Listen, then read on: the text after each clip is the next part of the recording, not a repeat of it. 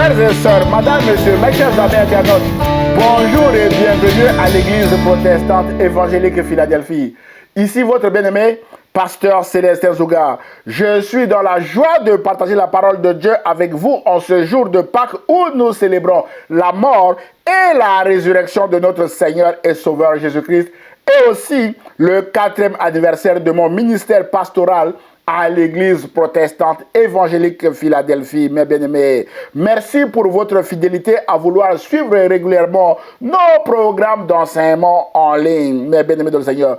Nous poursuivons notre série de messages sur le Dieu des délivrances spectaculaires est là, mais je ne le savais pas. Mes chers amis, le plus grand spectacle de tous les temps est l'œuvre de Jésus-Christ à la croix, où Jésus a déclaré que tout est accompli, mes bien-aimés de le Seigneur. Et le titre de notre message d'aujourd'hui est la puissance de la croix. Frères et sœurs, Luther, dans la Theologia Crucis, affirme qu'une théologie qui ne découle pas de la croix et qui ne se centre pas sur la croix ne peut être authentiquement chrétienne. Nous en déduisons que sans la croix, il n'y a pas de christianisme. Sans la croix, il n'y a pas de chrétien. Sans la croix, il n'y a pas d'église. Et sans la croix, il n'y a pas de prédicateur ni de prédication, mes bien-aimés de Seigneur, parce que nous prêchons Christ crucifié, scandale pour les Juifs et folie pour les païens, dit l'apôtre Paul en 1 Corinthiens chapitre 1er, verset 23. Mes chers amis internautes, deux mots attirent notre attention dans cette déclaration de l'apôtre Paul, mes bien-aimés de le Seigneur, les mots scandale et folie. En effet, faire de la croix le message central de l'évangile était un scandale et une folie à l'époque de Jésus, parce que la mort de la croix était une mort atroce accompagnée de la souffrance. Cette mort était réservée aux bandits de grand chemin et aux criminels et considérée comme une ignominie ou un extrême déshonneur ou honte, mes bien-aimés dans le Seigneur. Mais la bonne nouvelle est que Jésus-Christ a bravé cette souffrance et a méprisé cette ignominie ou cette honte et s'est assis aujourd'hui à la droite du trône de Dieu, déclare l'auteur de l'Épître aux Hébreux au chapitre 12, verset 2. Et l'auteur de l'Épître aux Hébreux nous recommande d'avoir les yeux fixés sur Jésus, mes chers amis internautes. C'est ce que nous faisons aujourd'hui au travers de la croix, mes chers amis internautes.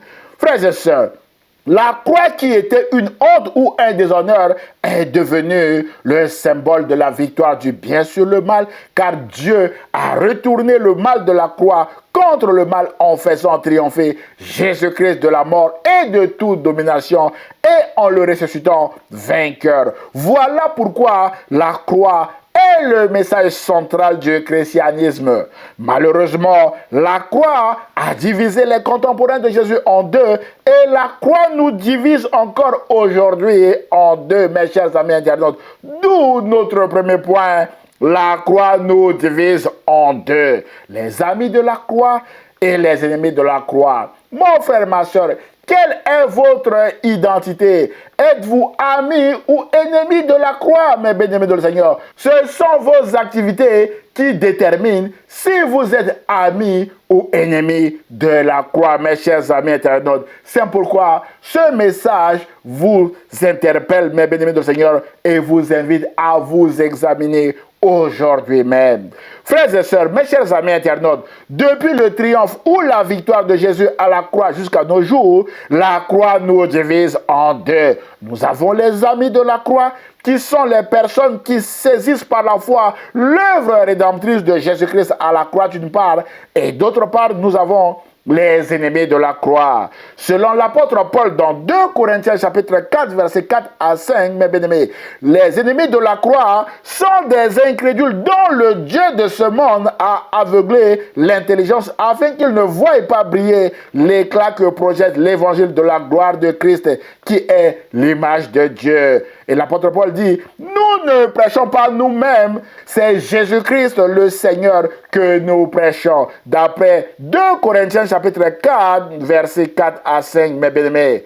Malheureusement, les ennemis de la croix, mes bien-aimés, ce sont des gens qui refusent d'écouter le message selon lequel Jésus-Christ est Seigneur. Les ennemis de la croix, mes bien-aimés, ne croient pas à l'œuvre rédemptrice de Jésus-Christ à la croix. Et les ennemis de la croix s'opposent même à l'œuvre de Jésus par plusieurs procédés, dont la ruse de Judas Iscariote, mes bien-aimés de le Seigneur, de Ponce Pilate et compagnie. Mon frère, ma soeur, si vous marchez comme Judas Iscariote qui a trahi Jésus en trahissant également les gens par-ci, par-là, vous êtes en train de marcher en ennemi de la croix. Et si vous marchez aussi comme Ponce Pilate, en vous lavant les mains, Ponce Pilate s'était lavé les mains, mais bien aimé, sous-entendu qu'il était neutre, mes chers amis internautes. La croix nous divise en deux. Il n'y a pas de neutre. Vous devez prendre position, mes chers amis internautes. Ponce Pilate a marché également en ennemi de la croix en se lavant les mains, mes chers amis internautes. Mais la bonne nouvelle est que Jésus a triomphé de la ruse de Ponce Pilate et de Judas Iscariote. Mes chers amis internautes, frères et sœurs, l'apôtre Paul a aussi fait mention des ennemis de la croix dans son message aux Philippiens et donne aussi quelques traits caractéristiques de leurs activités en Philippiens chapitre 3, versets 18 à 19, où il a dit que « Car il en est plusieurs parmi vous qui marchent en ennemis de la croix. Je vous en ai souvent parlé, Philippiens, et j'en parle maintenant encore en pleurant. Leur fin sera la perdition. Ils ont pour Dieu leur ventre. Ils mettent leur gloire dans ce qui fait leur honte. Ils ne pensent qu'aux choses de la terre. » Mes chers amis internautes, frères et sœurs, l'apôtre Paul dit que les ennemis de la croix ont pour Dieu leur ventre. Autrement dit, leur ventre est beaucoup plus important pour eux que leurs âmes. Les ennemis de la croix peuvent même vendre leurs âmes à Satan uniquement pour nourrir leur ventre, mes bien-aimés de le Seigneur. Ils ne pensent qu'aux choses de la terre qui sont des choses visibles et périssables, et leur fin sera malheureusement la perdition ou la mort éternelle, déclare l'apôtre Paul. Mes chers amis, l'apôtre Paul met en garde les Philippiens à ne pas marcher comme les ennemis de la croix, car notre cité à nous est dans les cieux, déclare l'apôtre Paul, d'où nous attendons aussi comme sauveur le Seigneur Jésus-Christ, d'après Philippiens chapitre 3, verset 20. C'est pourquoi, dit l'apôtre Paul, nous regardons non point aux choses visibles, mais à celles qui sont invisibles, car les choses visibles sont passagères et les choses invisibles sont éternelles, d'après 2 Corinthiens chapitre 4, verset 18. Mes chers amis, c'est le même message de Jésus à ses contemporains qui le cherchaient de partout à cause de la nourriture pour remplir leur ventre. Et Jésus leur a dit en Jean chapitre 6, verset 26 à 29 que vous me cherchez, non pas parce que vous avez vu des miracles, mais parce que vous avez mangé des pains et que vous avez été rassasiés. Leur ventre était plein. Et Jésus dit, travaillez non pour la nourriture qui périt, mais pour celle qui subsiste pour la vie éternelle, et que le Fils de l'homme vous donnera. Car c'est lui que le Père, que Dieu a marqué de son sceau. Mes bien-aimés, et les contemporains de Jésus lui dirent, que devons-nous faire pour faire les œuvres de Dieu? Et Jésus leur répondit, l'œuvre de Dieu, c'est que vous croyez en celui qu'il a envoyé. Mon frère, ma soeur, l'œuvre de Dieu n'est pas de remplir notre ventre, mais l'œuvre de Dieu, c'est de croire en celui qu'il a envoyé, en celui que Dieu a envoyé, à savoir Jésus-Christ. Mon frère, ma soeur, l'œuvre de Dieu, c'est que vous croyez en Jésus-Christ et que vous deveniez amis de la croix. C'est pourquoi ce message vise à vous encourager à devenir amis de la croix en croyant à l'œuvre rédemptrice de Jésus-Christ à la croix. C'est alors que vous deviendrez enfants de Dieu et co-héritiers avec Christ, mes bien-aimés dans le Seigneur. La Bible déclare en Jean chapitre 1er, versets 11 à 12 que elle, c'est-à-dire la parole qui est Jésus, est venue chez les siens et les siens ne l'ont point reçu. Mes bien-aimés dans le Seigneur, ils ont fermé leur cœur à cette parole et ils sont restés ennemis de la croix.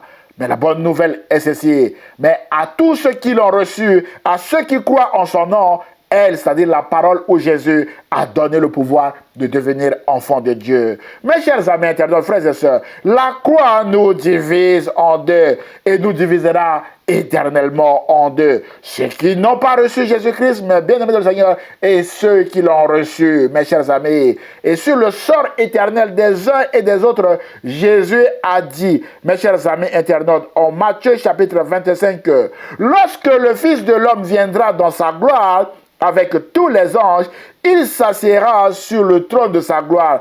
Toutes les nations seront assemblées devant lui. Il séparera les uns d'avec les autres, comme le berger sépare les brebis d'avec les boucs. Et il mettra les brebis à sa droite, les amis de la croix seront à sa droite, et les boucs à sa gauche. Les ennemis de la croix seront à sa gauche.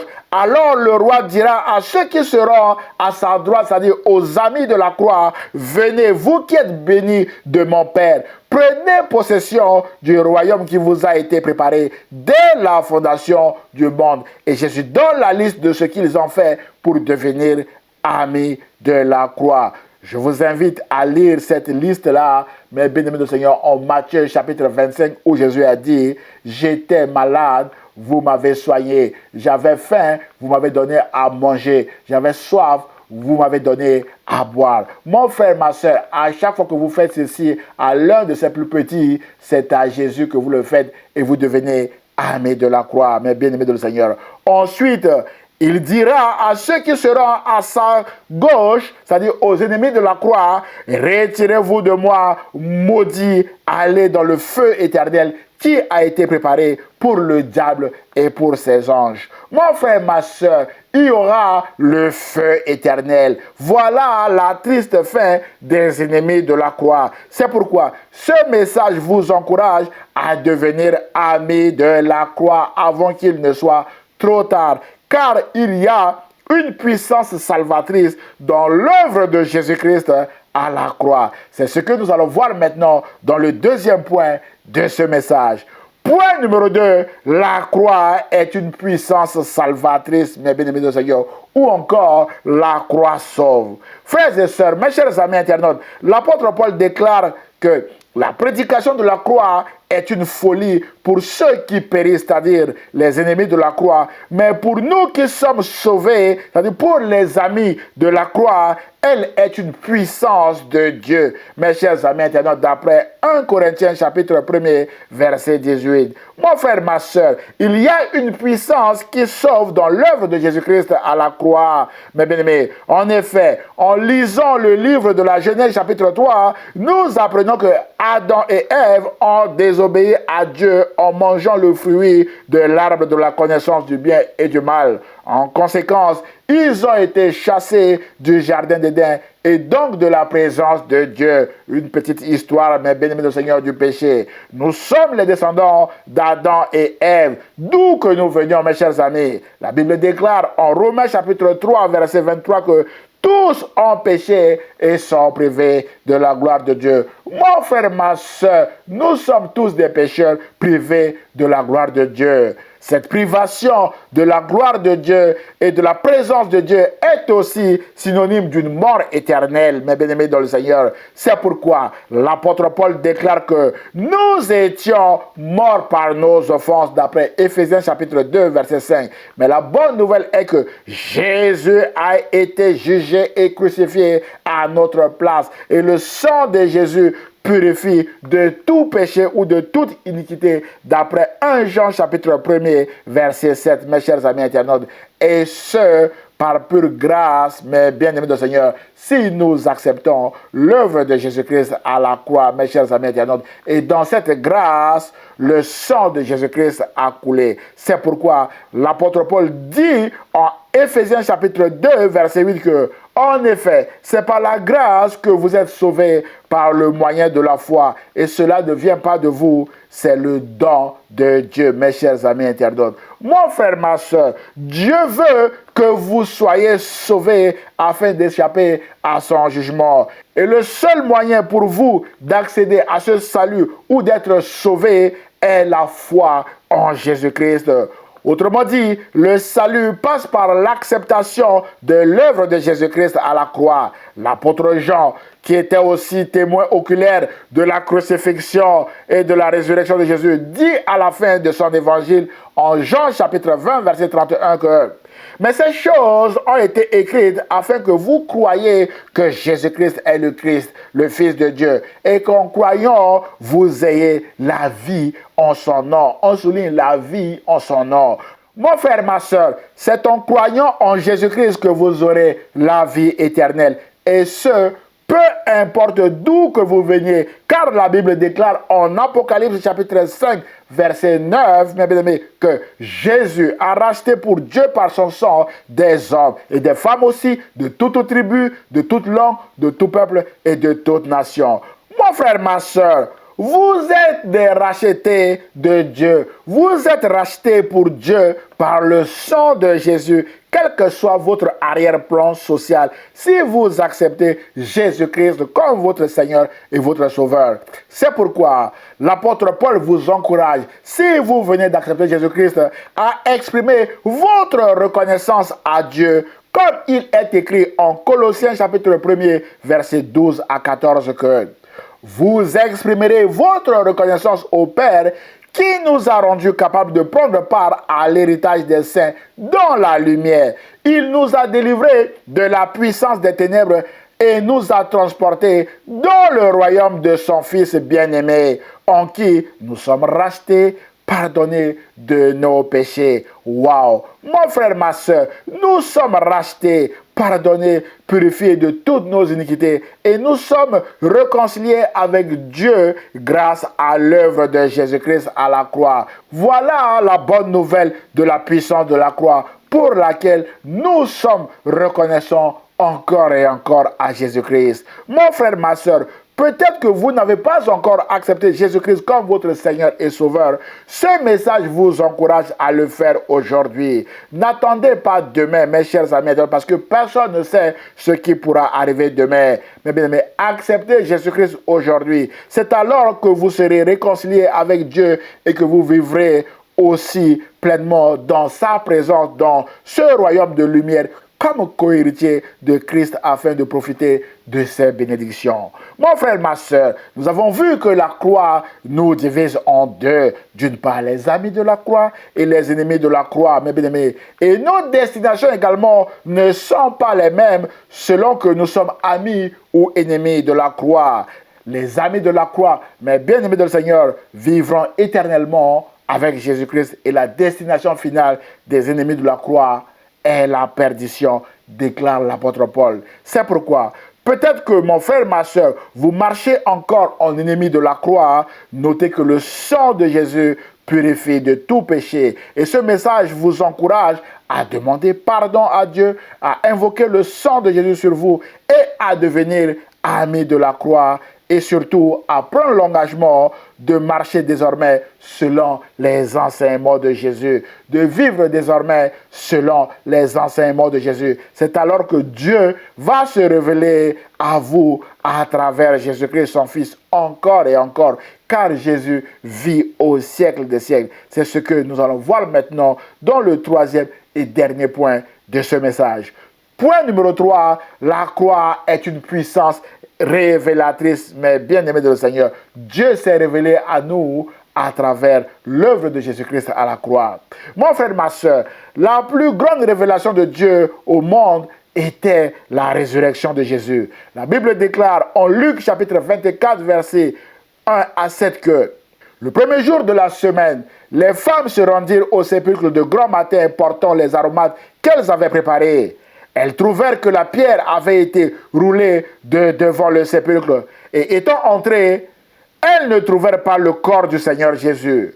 Comme elles ne savaient que penser de cela, voici, deux hommes leur apparurent en habits resplendissants. Saisies de frayeur, elles baissèrent le visage contre terre. Mais ils leur dirent, « Pourquoi cherchez-vous parmi les morts celui qui est vivant ?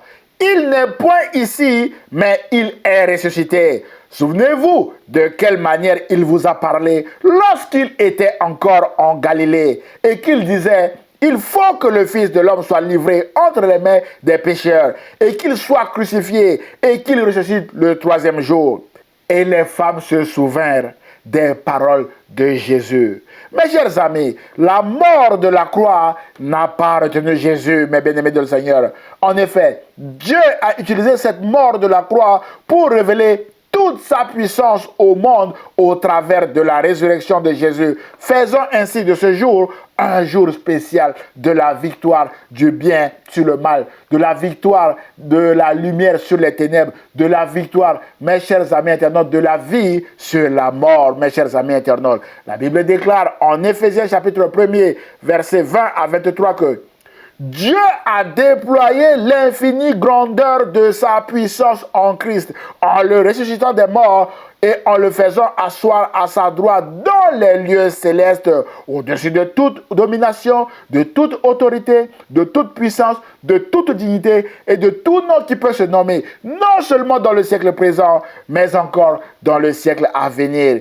Il a tout mis sous ses pieds et il l'a donné pour chef suprême à l'Église qui est son corps, la plénitude de celui qui remplit tout en tous. Waouh!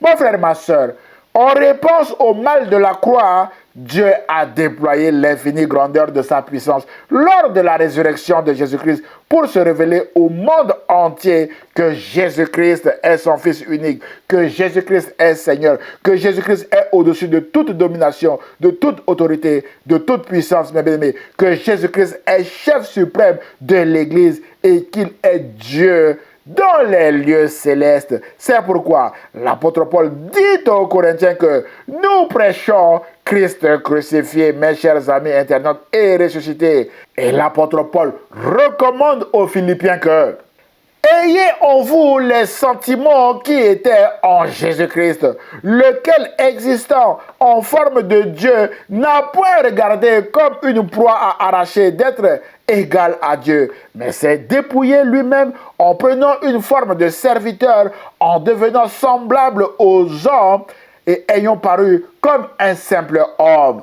Il s'est humilié lui-même, se rendant obéissant jusqu'à la mort, même jusqu'à la mort de la croix. C'est pourquoi aussi Dieu l'a souverainement élevé et lui a donné le nom qui est au-dessus de tout nom, afin qu'au nom de Jésus, tout genou fléchisse dans les cieux et sur la terre et sous la terre, et que toute langue confesse que Jésus-Christ est Seigneur à la gloire de Dieu le Père. Mes chers amis internautes, mon frère, ma soeur, à l'époque où l'apôtre Paul a écrit aux Philippiens, il était lui-même prisonnier de l'empereur romain César, qui se faisait appeler Seigneur, mes chers amis internautes. Et l'apôtre Paul n'a pas eu peur de César. Il a écrit aux Philippiens pour dire que c'est Jésus-Christ qui est Seigneur. Sous-entendu, mes bien-aimés de le Seigneur, César n'est pas Seigneur. Mon frère, ma soeur, je ne sais pas ce qui représente en ce moment votre Seigneur, mais rappelez-vous que Jésus-Christ seul est Seigneur. Alors, ça donne quoi pour nous aujourd'hui? Mon frère, ma soeur, vous ne pouvez pas vous passer de Jésus parce que Dieu a tout mis sous ses pieds. C'est lui le Seigneur. Peut-être que vous avez besoin de la guérison. La guérison est dans le sang de Jésus. Peut-être que vous avez besoin de la délivrance. La délivrance est dans le sang de Jésus. Peut-être que vous avez besoin de la justice est dans le sang de Jésus. Peut-être que vous avez besoin de la victoire face à vos ennemis, la victoire est dans le sang de Jésus. Peut-être que vous avez besoin de l'amour, de la paix, de la joie, de la sécurité, c'est dans le sang de Jésus que vous avez tout cela, mes chers amis internautes, parce que Jésus a tout accompli à la croix et Dieu a mis tout sous les pieds de Jésus. Mon frère, ma soeur, vous avez tout pleinement en lui, c'est-à-dire en Jésus, qui est le chef de toute domination et de toute autorité, d'après Colossiens chapitre 2, verset 10. C'est pourquoi, peut-être que vous êtes actuellement ailleurs pour chercher la vie, comme ces femmes qui sont allées ailleurs, c'est-à-dire au tombeau, pour chercher Jésus, mes bien-aimés. Le message de ces anges est aussi pour vous, Pourquoi cherchez-vous parmi les morts celui qui est vivant? Mon frère, ma soeur, ne cherchez pas Jésus au mauvais endroit, chez les gourous, chez les magiciens, dans des sectes. Vous trouverez facilement Jésus dans sa parole si vous l'ouvrez. Vous trouverez facilement Jésus dans une église, mes chers amis internautes, où le nom de Jésus-Christ est véritablement respecté et prêché. Mes chers amis internautes, vous trouverez facilement Jésus-Christ dans un groupe de prière, mes chers amis internautes. C'est pourquoi n'allez plus chez les gourous, chez les magiciens, dans les lieux où vous pouvez trouver la mort, mes chers amis internautes, mais revenez à Jésus qui est la vie, mes chers amis internautes, et vous vivrez éternellement. Mon frère, ma soeur, souvenez-vous que la mort de la croix n'a pas retenu Jésus. Et souvenez-vous aussi de votre Créateur, mes chers amis internautes, qui a ressuscité Jésus-Christ d'entre les morts.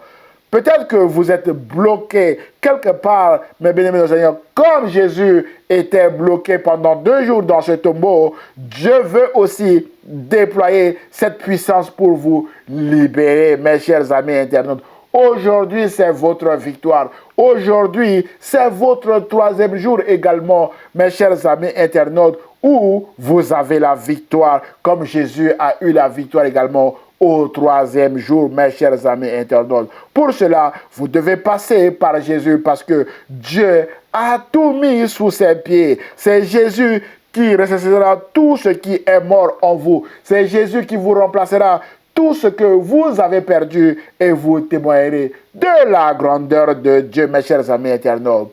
Frères et sœurs, Jésus est cette révélation vivante de Dieu au monde. La Bible déclare en Jean chapitre 3, verset 16 que « Car Dieu a tant aimé le monde qu'il a donné son Fils unique, afin que quiconque croit en lui ne périsse point, mais qu'il ait la vie éternelle. » Et la vie éternelle, selon Jésus, en Jean chapitre 17, verset 3, consiste à connaître Dieu comme étant le seul vrai Dieu et à connaître également celui qu'il a envoyé, c'est-à-dire Jésus-Christ. Voilà ce qu'il faut faire pour expérimenter cette puissance salvatrice et révélatrice de Dieu au travers de l'œuvre rédemptrice de Jésus-Christ à la croix, mes chers amis internautes. Et voilà également ce que vous devez faire pour devenir amis de la croix, mes chers amis internautes. Connaître Dieu comme étant le seul vrai Dieu et connaître également Jésus-Christ comme étant son envoyé ou encore comme étant votre Seigneur et votre Sauveur. Frères et sœurs, je voudrais terminer ce 3e point avec cette déclaration de Calvin qui dit, je cite, « La bonté inestimable de Dieu a été déployée devant le monde entier en la croix de Christ.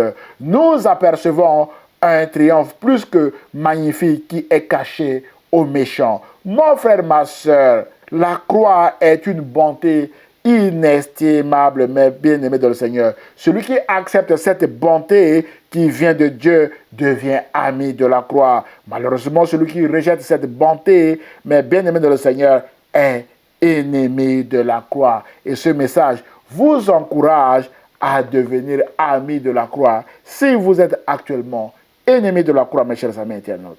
En conclusion de notre message, mes chers amis internautes, frères et sœurs, nous avons vu qu'il y a une puissance salvatrice et révélatrice dans l'œuvre de Jésus-Christ à la croix. Sur le salut, mes bien-aimés du Seigneur, nous avons vu que le sang de Jésus purifie de tout péché. C'est pourquoi, peut-être que vous marchez encore en ennemi de la croix, mais bien-aimés du Seigneur, vous pouvez devenir maintenant amis de la croix en acceptant Jésus-Christ comme votre Seigneur et Sauveur. Jésus a dit, « Je me tiens à la porte et je frappe. Si quelqu'un entend ma voix et ouvre la porte, j'entrerai chez lui et je souperai avec lui et lui avec moi. » D'après Apocalypse chapitre 3, verset 20. Mon frère, ma soeur, ouvrez votre cœur à Jésus-Christ. Acceptez son œuvre rédemptrice à la croix. C'est alors qu'il entrera chez vous et qu'il soupera avec vous. Et il fera également de votre corps, son temple, mes chers amis internautes. Frères et sœurs, nous avons vu également que Dieu s'est manifesté au monde entier par la mort et la résurrection de Jésus. Le temps de l'histoire est divisé en deux, mes chers amis internautes, à cause de Jésus, avant Jésus-Christ et après Jésus-Christ. Aujourd'hui, nous sommes en 2025, mes bien-aimés du Seigneur, qui signifie 2025 ans après le passage de Jésus-Christ sur la terre. Frères et sœurs, chaque année, nous célébrons la fête de Pâques dans nos calendriers pour commémorer la mort et la résurrection de Jésus, qui sont des événements d'une grande importance dans la foi chrétienne, et ce, à cause de la croix. Mais bien-aimés du Seigneur, c'est pourquoi l'apôtre Paul dit que nous prêchons Christ crucifié, mes chers amis internautes. Frères et sœurs, et à cette occasion, mes bien-aimés du Seigneur, de cette fête de Pâques, je vous souhaite joyeuse Pâques, que la paix de Jésus-Christ soit avec vous. Mes chers amis internautes, prions le Seigneur. Seigneur, je prie afin que tu donnes ta paix et ta victoire à mon frère ou à ma soeur qui vient de regarder ce message. Et je prie au nom de Jésus-Christ et l'Église protestante évangélique Philadelphie répond Amen. Frères et sœurs, mes chers amis internautes, si vous avez été bénis par ce message, merci de le liker et de le partager à vos proches afin de les bénir également. Pour nous connaître, merci de visiter notre site internet églisephiladelphie 78500.com. Vous pouvez nous envoyer via ce site vos sujets de prière à églisephiladelphie 78500@gmail.com. Vous avez tous les liens en bas de cette vidéo pour nous soutenir et pour nous contacter également. Nous aurons le plaisir de vous répondre et surtout de prier pour vous. N'hésitez pas de vous abonner à notre chaîne YouTube ou à notre page Facebook afin de recevoir des alertes sur nos prochains messages. À dimanche prochain à 10h sur la page Facebook ou sur la chaîne YouTube de l'Église protestante évangélique Philadelphie. Et ce, si Dieu le veut. À très bientôt, mes chers amis internautes, et je vous dis encore joyeuse fête de Pâques. Au revoir.